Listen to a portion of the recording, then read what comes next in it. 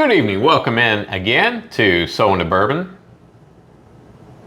So into bourbon or So Into Scotch. so into Scotch?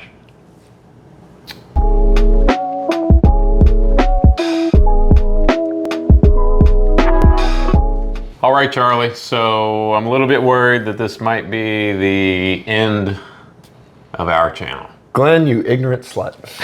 It's not.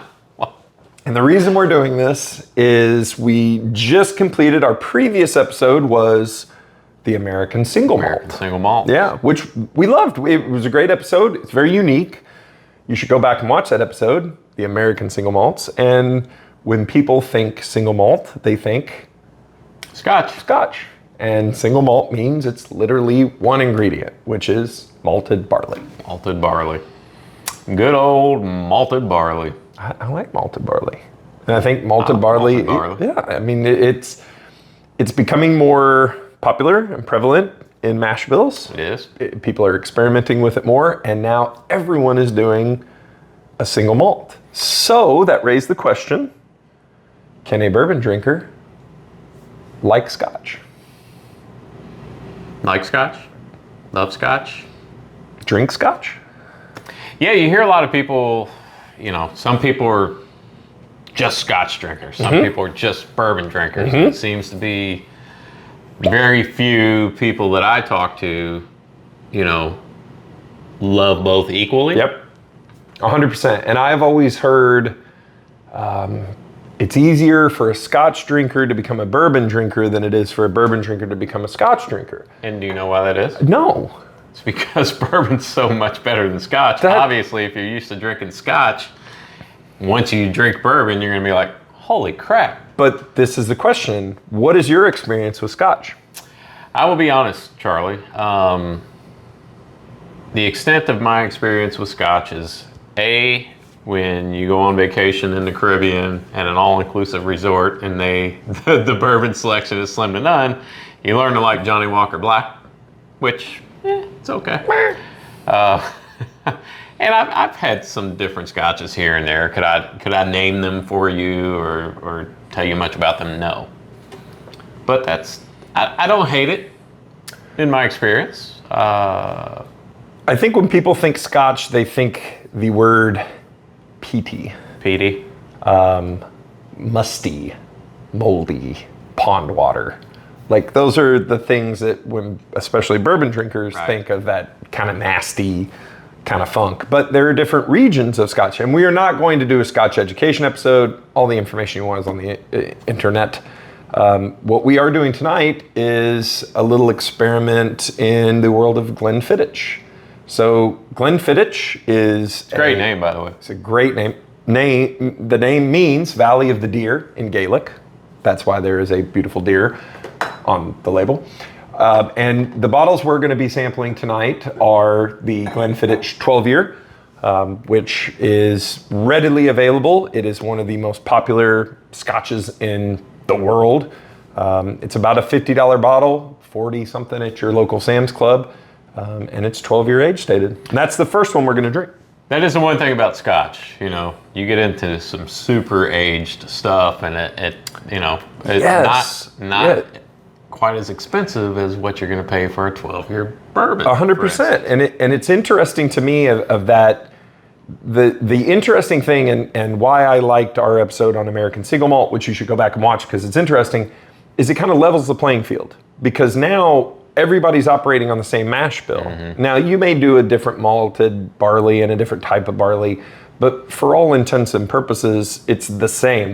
We've leveled the mash bill. So the flavor comes from the cask and the age and the location and things like that. So you can really get some unique but familiar flavors. Yeah, and we've talked about this before. A lot of Scotches are aged in used bourbon barrels. The vast majority of the Scotch barrels come from America, ex-bourbon, or the Caribbean, ex-rum.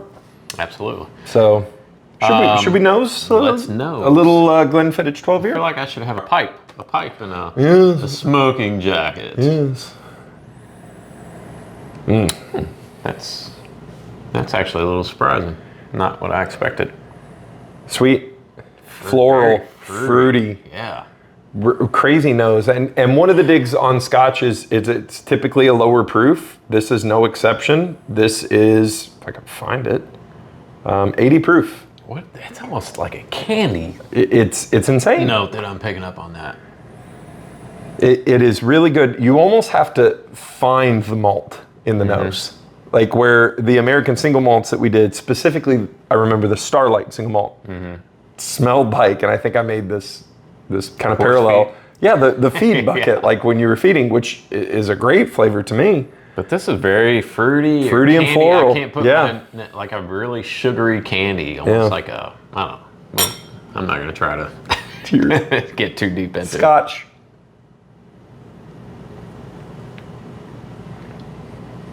What was the proof again? 80. Okay. You know, this is a Speyside Scotch, by the way. Explain. Speyside is one of the regions of Scotland. Scotland. Go ahead.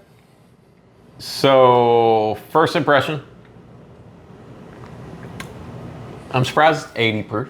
Mm-hmm. Drink's a little higher than that. Not in a bad way, but I usually don't. I'm not a big fan of the lower proof whiskeys. May I offer, you're not used to that much flavor out of an 80 proof. Could be. I don't think it's hot. No, it's not hot. But typically in an 80 proof, just a little more punch than what I would expect for an 80 proof. I just think it's more flavorful from an 80 proof, because when I think 80 proof, I think Basil Hayden's. And when I think Basil Hayden's, I think water. It doesn't really taste like much of anything to me. This is very flavorful to me. I think it's kind of sweet and that candy note carries over to the palate. It's a very pleasant, wonderful sipper. It is. I can't disagree with you there. It's just so different. It is different. And it's a little like... It's overwhelming. I'm getting a little almost grassy note now on it. I found with this, and I did a little experimenting ahead of time because I got a little antsy because I had the bottles. I really was surprised at how much I enjoyed that. I liked it a lot because it is so different. And if you're anything like me, when you drink, you're so used to bourbon. You're so used to American whiskey, bourbon. This is just a different animal altogether. It almost reminds me of like a liqueur with the... I could see that because it is kind of that sweet and candied flavor, but it is 80 proof. I mean, and it's a crushable bottle for sure. All right. For sure. What's next? Next, we have, and this is one that struck me for doing the episode, the Glenfiddich 14 year, which is their bourbon barrel reserve. 14 year age stated, matured in 2 types of American oak barrel. The ex-bourbon casks are the bedrock, giving an indulgent richness and sweetness after 14 years. $64. Now I'm intrigued. For a 14 year. Do we have any idea which bourbon barrels these were aged in? No. And this is 86 proof. Okay. Stepping up. So 2 years older. 2 years older. A little bit. And it is... A little bit proofier. Yep. A little bit proofier. And it is aged only in bourbon and American oak. Beautiful bottles. Comes in this incredibly handsome tube. And this is and what I noticed too is just how light. Well, it's 80. I mean, it's 86 proof. It's but you would think for a 14-year. Well, it's mostly water. Yeah. Why do you always have to make so much sense, Charlie? It's a curse. Totally different nose. Totally different nose. It's more bourbon. A little more leveled out. Yeah. Not as much sweetness on the nose. I don't get that. There's still that hint of like candy, fruity, but not. To me, this is very bourbon familiar. Yeah. Kind of sweet and oaky. I'm getting a little bit of vanilla. Yeah, and almost like that sweetness of the corn, but there is no corn. Right. There's no corn. It's 100% malted barley. And I will say I'm a little bit surprised by the lack of, like you were saying, just that overwhelming barley flavor that the American single malts had. Yeah. Well, the American single malts that we had, one was aged 7-year age. Right. This think is another one was even less, wasn't it? Oh yeah, a blend of 6 and 4s, I think. This is 12-year. This is 14-year. All right. We've got another one coming. Cheers. Cheers.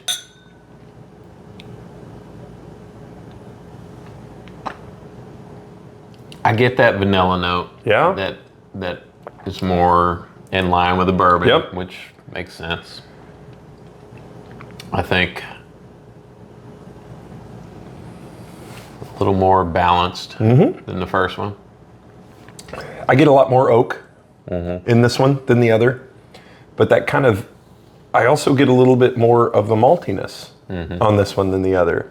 So to me, it really does kind of give you that best of both. Like, here's a little oakiness, a little sweetness of the bourbon, but you are very much drinking a single malt Scotch. Right.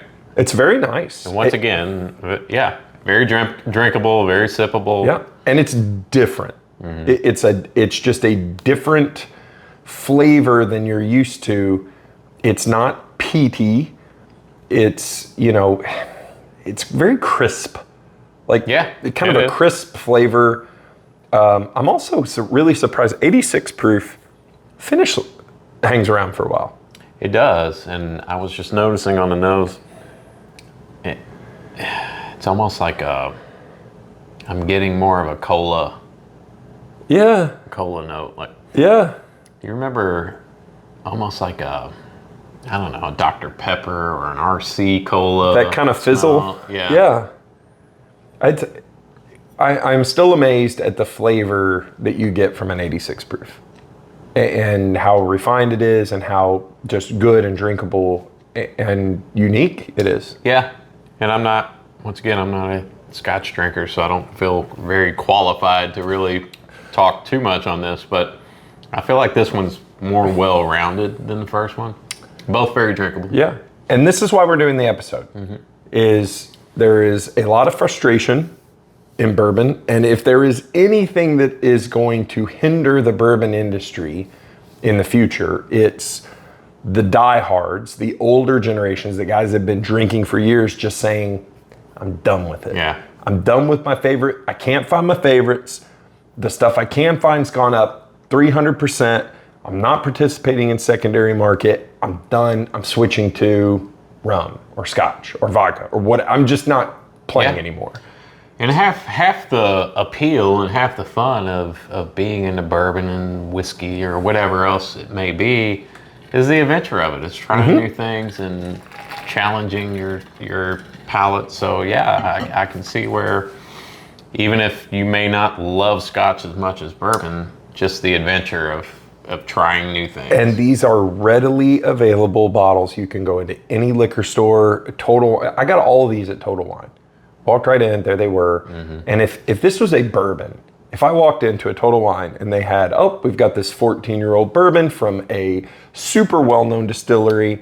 Glenfiddich has been around since 1886. Right. They are one of the most well-respected. They are still family-owned and operated. Here's some 14-year-old. Yeah, think if Buffalo Trace or Heaven Hill 12 and a 14-year-old bourbon that was $65. Do you think you'd be able to walk into Total Wine and buy You sure about that? even find it, let alone pay Correct. less than $100 for it? So it's worth the experiment, right? It's worth venturing out and trying new things. It's all whiskey.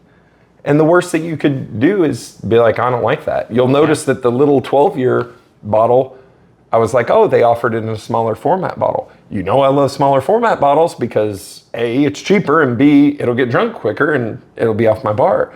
So explore, right? Absolutely.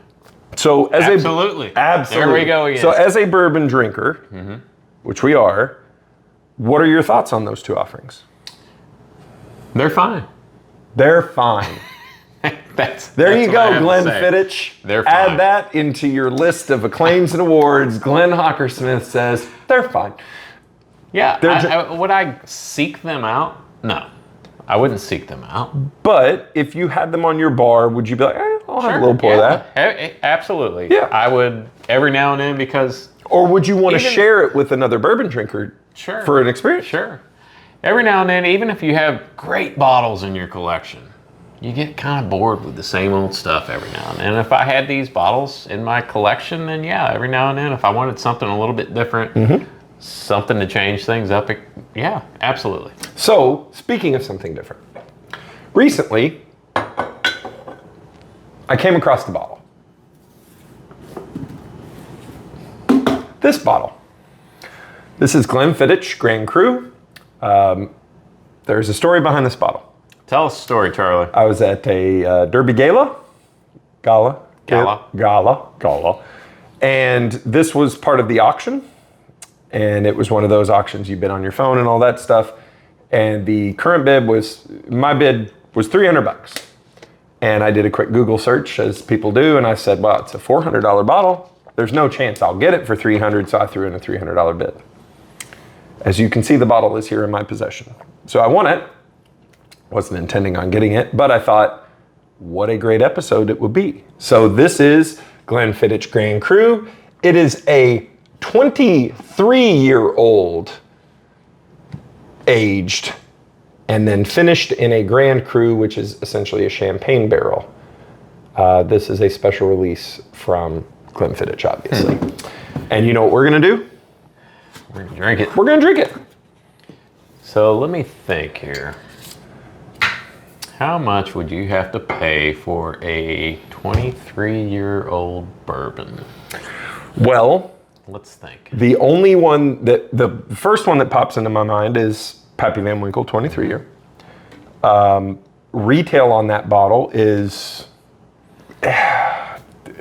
$300 to $400, I think, is suggested retail price. If you can get lucky enough to win a lottery and win the privilege of paying $300 or whatever it is. And it may be higher, I'm really not for sure.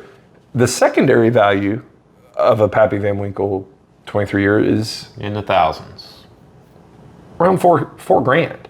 Now, if you purchased a Pappy Van Winkle for $4,000, we'll pray for you. But if you are like us, have you ever had Pappy 23? Yes.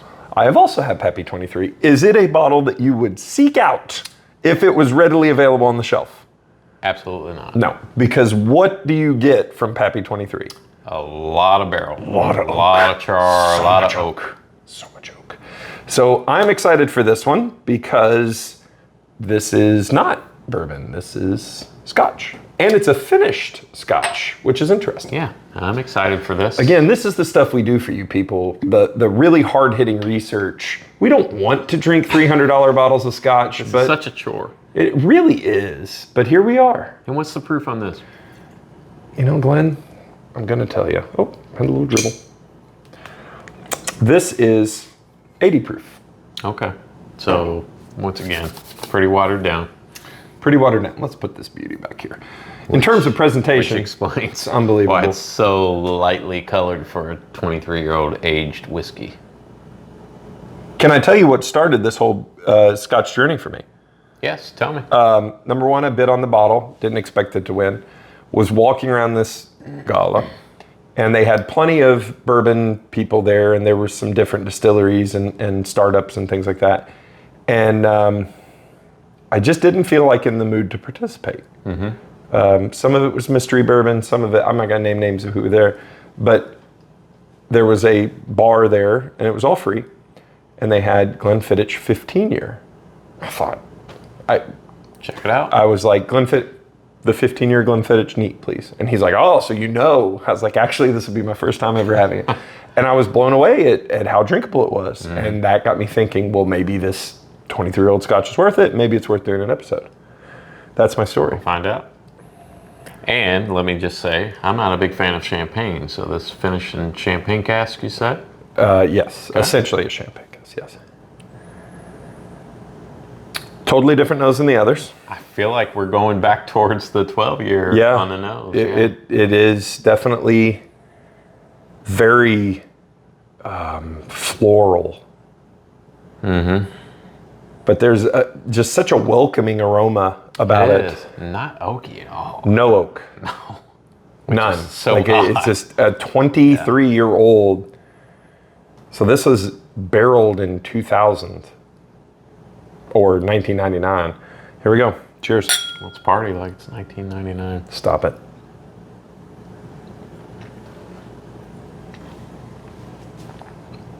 That's pretty good. It's pretty good. Like it is. It's crisp, refreshing, very crisp, very light and airy and flavorful, but it does something to your palate that oak flavor just, like, I feel like my tongue is coated. Like, I feel like there's a weight on my tongue. Yeah. And it's that oak, but it's almost like a delayed fuse. It gives you all the flavors, and then after all that, it's like oak. Yeah, it dries up like instantly almost. So that's where that 23 years in oak comes in, is on the finish. But it's very, very surprising. Do you like it? Yeah, I like it. I think it's good. And so I come back to my favorite phrase. Yours is absolutely, mine is bourbon economy. What people pay $300 or $350 or $400 for in the bourbon world now are shelfers. You know, I'm trying to think of what's $350 now, but gosh, I mean, kind of random stuff. Yeah, random. An Angel's Envy cask strength, maybe. Yeah, and those are great, but if you take some of that money and just say, you know what, I'm going to explore into other things and see what else is out there, you may discover something that's really cool. And this is one of those presentation bottles. I mean, you know, it spins open, it's got an info card, it's beautiful. I mean, it's really cool, and it's fun to share with friends, to say, because when's the last time you had, I mean, hey, do you want to try some 23-year-old Scotch? 23-year-old whiskey? Yeah, 23-year-old whiskey, and that's cool. That's never not cool. Even, whether it's good, bad, or indifferent, it's never not cool to drink 23-year-old stuff. I have a question, and this is, yes, I'm going to show my Scotch ignorance here. Mm-hmm. Are there any high proof Scotches out there? So would I be able to find a 23-year-old that's a cask strength? Barrel proof? Yeah. That's a great question. I'm not prepared. I don't know. But I tell you one thing we're going to do is maybe continue to pull on this thread and do some other. My guess is no. Well, and I say that because... Is it climate? No, because if you're able to put out a 23-year-old product, or a 15 or a 14-year-old, and gosh, Scotch, you can find some much longer aged Scotches out there. And if they're this available, you have to be proofing that down. Right. Yeah, there's no way plus you're losing so much out of the barrel as it sits there for the angel share. Yeah. Well, and the other thing is Scotch is a different animal, because Scotland's climate is so different from Kentucky's climate, or Tennessee's climate, or Indiana's climate, or Arizona's climate. You know, Kentucky, the reason bourbon is so flavorful is huge temperature swings. Freezing in the winter, 100 degrees in the summer. So, yeah, I'm trying to, I just pulled my phone because the hard-hitting questions. Sorry. I mean, there are cask strength Scotches. I would imagine they'd be much more expensive, especially if they're aged anywhere. See, this is what's crazy.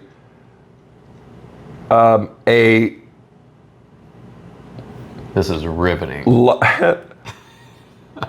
Lagavulin.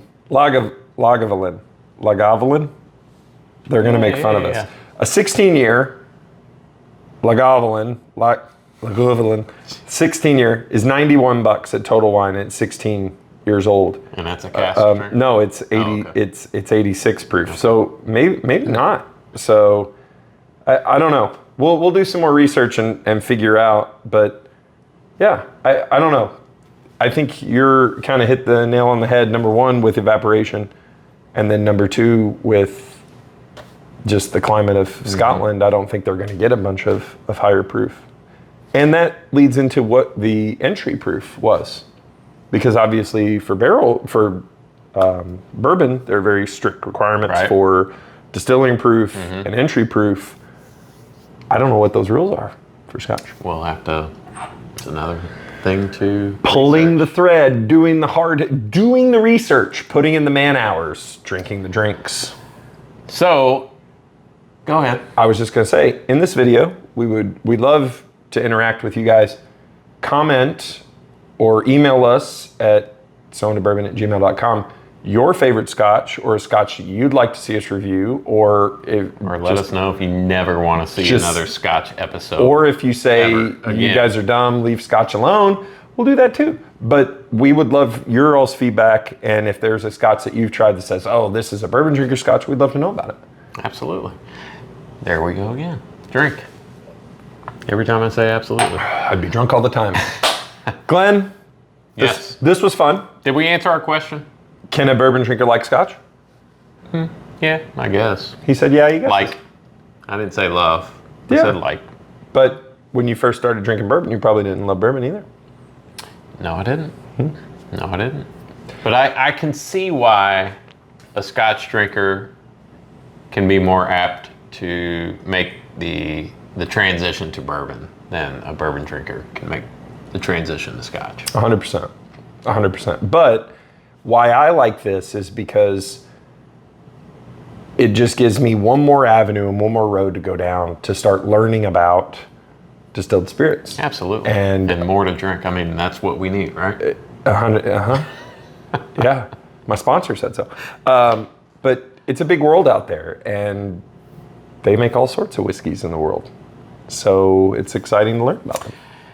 They do, and it is. Glenn, Charlie, we're giving away a hat. On July 4th, 2023, we're giving away this hat. Follow us, subscribe on YouTube. We're going to pick a follower, subscriber, and we're going to give a hat. And in that hat, there's going to be a box. The hat is going to go. There's going to be a box. Nope. There's going to be a box with the hat in it and a bunch of other cool stuff. We have been accumulating a lifetime worth of fun stuff for you, our fans. Not really. Not a lifetime. Not really. Charlie, Glenn, are we done? I think so. Tell them what to do. Keep your wallets loose and your buttonholes tight. Good night, everyone. You know who was really upset about Steve Irwin? Is the crocodiles. Holy moly!